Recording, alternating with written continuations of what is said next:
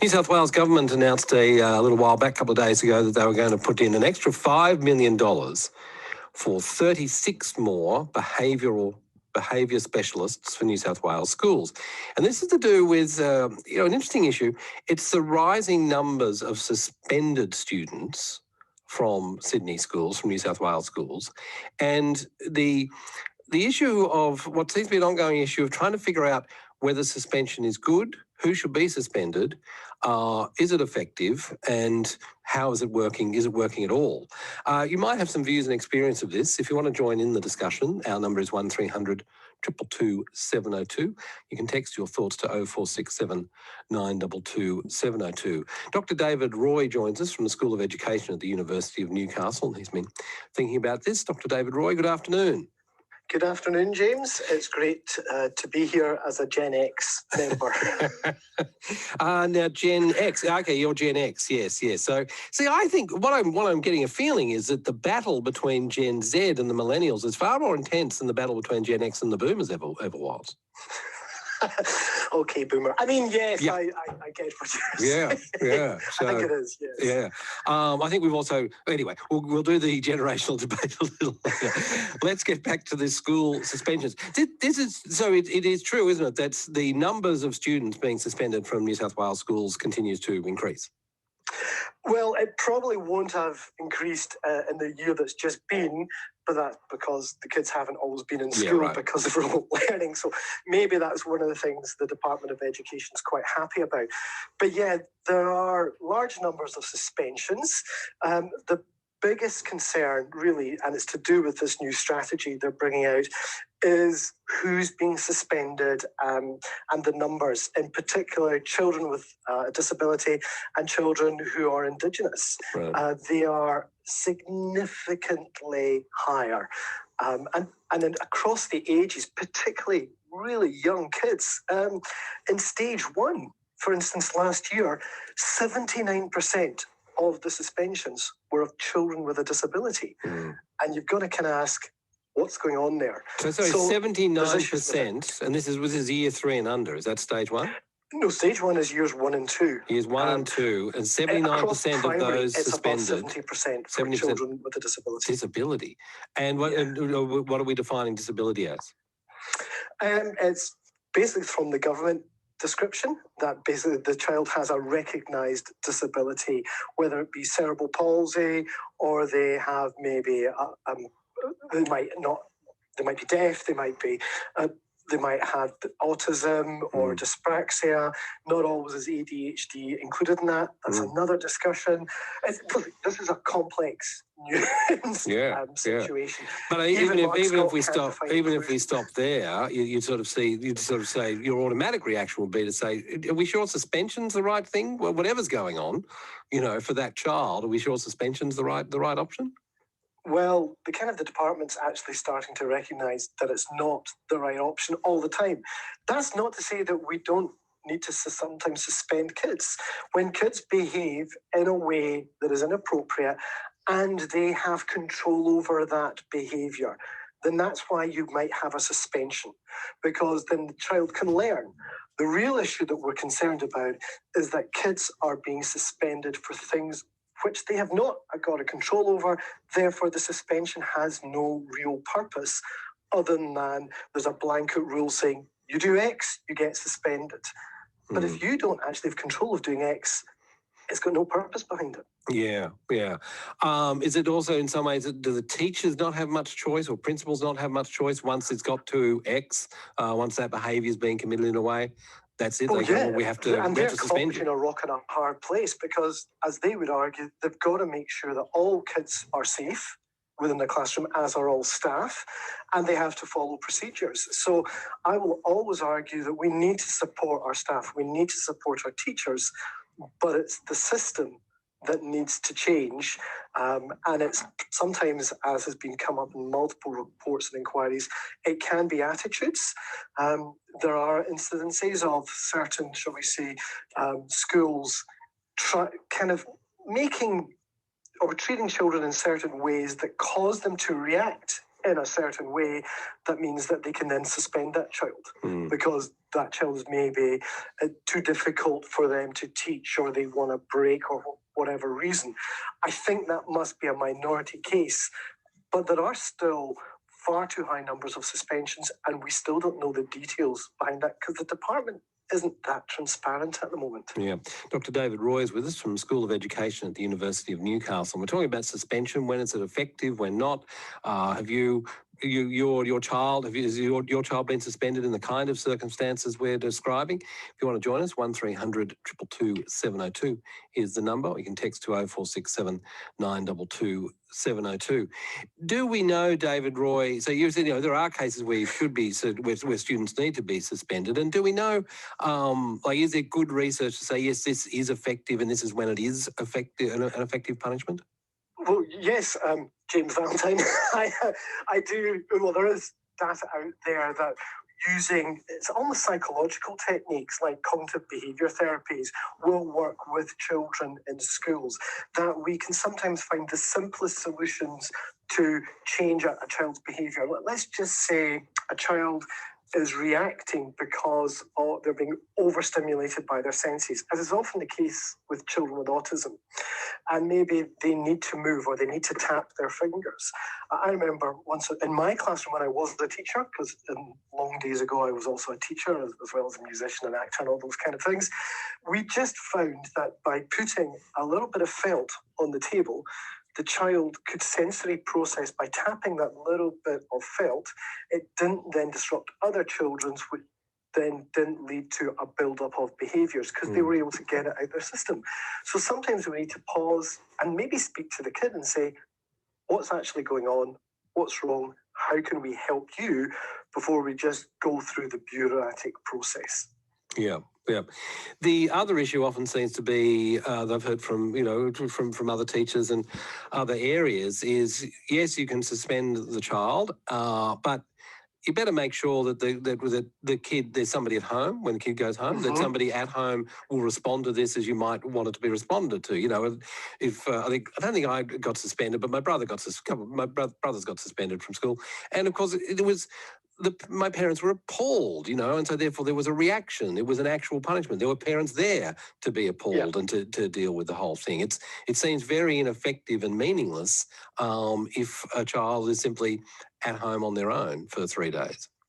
Or if the family aren't really that engaged with education at the same time. And on top of that, you've got the added issue with kids who are being suspended. It becomes a cycle because they're then not getting educated, so therefore they're not getting success at school. So what do to distract from the fact they are not coping at school? They behave in ways that get them further suspended, and so their education diminishes all the way through till they drop out, and whatever skills they have are then used by the wrong people in society, and it can lead to long-term, shall we say, life suspension. And also, if we're having the children such who are Indigenous or children with disability, who are already the most vulnerable in the education system, getting less education, it just compounds their needs and the barriers they've got. So all in all, it should be last resort, because otherwise it's a crap system. Yeah. You're hearing from Dr. David Roy, School of Education at the University of Newcastle. Linda, what do you want to tell us? Oh, hello, Jane. I have a 13-year-old grandson who has a severe hearing loss. And in the last month, he's been suspended twice. One was one day at home, the other was one day at school. Yep. And the one day at school was for having his iPhone on the desk in the maths lesson, but it controls his hearing aids. That's how we can adjust the volume. Right. And after we went up to the school, it turned out that the teacher hadn't read my grandson's case history, and obviously didn't like to change his teaching style, and couldn't understand why he needed the iPhone on the desk. So that was one, and the other one where he had the day suspension at home was because after the sports lesson, my grandson washed his face and ears because it was very hot. He was hot and sweaty before he put his hearing aids back in, and apparently the school rule is you can't use water in the change room, and he should have known better, so he got another day suspension. So, are you and the parents of this child? You must feel as though is the school not quite understanding what they've got there, what they're dealing with? Well, I think it's only certain teachers. The school, the head and he's got a caseworker and he's got his year advisor, and they're excellent. But just certain teachers, we were told, don't take the time to invest into, who they're teaching and trying to find out what these children, their problems are. Yeah. David Roy? Yeah, look, none of what I'm hearing is a surprise at all. It's one of the issues I had with the banning of mobile phones in schools, because it was actually a really great inclusive tool for children with a disability, because they can use it and yet it doesn't make them stand out, particularly for children who've got hearing impairments, etc. I would actually say it's more to do with the school, not just the teachers, because it's again always the bosses of the system and sometimes the schools that send the message to teachers to how do you engage with children. And if there's lots of teachers there who are not reading about their kids and trying to get to know them so they can then educate them in a way that suits those kids, then that kind of comes from leadership, which is why, again, it's going to be interesting to see what changes in education in New South Wales now that Mark Scott is leaving, as has been announced today. Yeah, right. So, but I mean, what Linda just described then also seemed as though there's the stuff there that should be there. If we're talking about money for behavioural specialists in New South Wales schools, which we're reacting to here, and that's a good thing. I mean, Linda said there's a caseworker and there's people who work with her grandson there. I mean, even in the situation where that stuff seems to be in place, it can still be a problem. Yeah, and there is money there. I will always argue that public education can do with more money, but there's a lot of funding in there that schools should be able to access to give support to kids. But again, the system puts up barriers that make it hard to access. Yeah. So again, it comes down to the system needs to make this a priority to support the most vulnerable in our schools, or we're going to have these problems going on for decade after decade. So is that then also leadership in the school to know that these things exist, that they should be making the effort to get hold of these systems, that they've got access to specialists or whatever might be there? Yeah, back in the 2017 Disability and Education Inquiry in New South Wales, it was stated we need to train principals how to best support so they can pass that on and how to access systems. Still hasn't been happening except for the odd online kind of course, which we know isn't the same as a face-to-face. We've not had people picking up the recommendations that came out of that inquiry. It's like the strategy that departments put out. It's got some lovely words in it. But when you then start to nut down and say, but what's the actual actions that are going to be implemented, there's not a lot going on there. Just that we want to do better. Well, that's nice. Yeah. So there's $5 million for 36 behaviour specialists in New South Wales schools. Can you put that into a context to us? Is that a huge increase in numbers, drop in the bucket? What's that? What impact's that going to have? Well, it's a drop in the bucket when you think about the number of schools and the number of children with a disability. When we kind of think about 20% of the kids in schools probably have a disability, and we've got hundreds of thousands of kids and thousands of schools, that's not a lot of specialists to go around. And I also have to ask, what makes them an expert in behaviour? Because there's lots of different types of behaviour and lots of different ways of dealing with it. I think we need to get outside bodies more involved in schools and use specialists from psychiatry, from psychology, people who've worked within the Young Offenders Institutes to see how do they work, people who maybe are looking at food and healthy diets, because all of these factors play into children's behaviour. And we've got to look at, is there issues going on at home? Is there financial stresses in family? Put it this way, I've taught kids and they would then behave in ways that were unsuitable in the class. The reason they were behaving unsuitably in the class was because their families were splitting up. The parents were divorcing. And do we suspend kids and punish them because their behaviours changed for that? So it's a really nuanced, complex issue and needs a whole village approach to solving it rather than just blaming people and say we need more training. Yeah. It's not as simple as that. Yeah. David Roy, very good work for a Gen Xer. Well done. Well, thank you very much. Always a pleasure to be on here, as it is to listen to you. As a fellow jazz musician, it's good fun.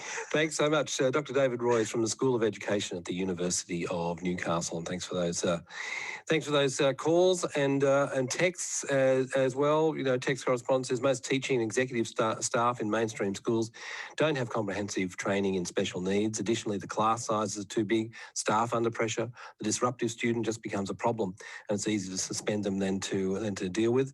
You know, I feel like we could have read that out at any time in the last 30 years, couldn't we? There may not be enough intervention or suspension of primary school in the early years. We found, you know, with our kids, there's often a few chronically disruptive and bullying kids whose behaviour affects everyone. I suppose that's what we're then talking about. You know, is suspension the thing to do? Is there the stuff in place to really deal with those sort of things? So thanks so much for those texting and calling. New South Wales kids will be able to sing and dance again in schools. Breakfast with Robbie and Wendy. Mr. Andrew Moore, with your sonorous voice there, you'd have been in the choir. I was an alto there for a while. Robbie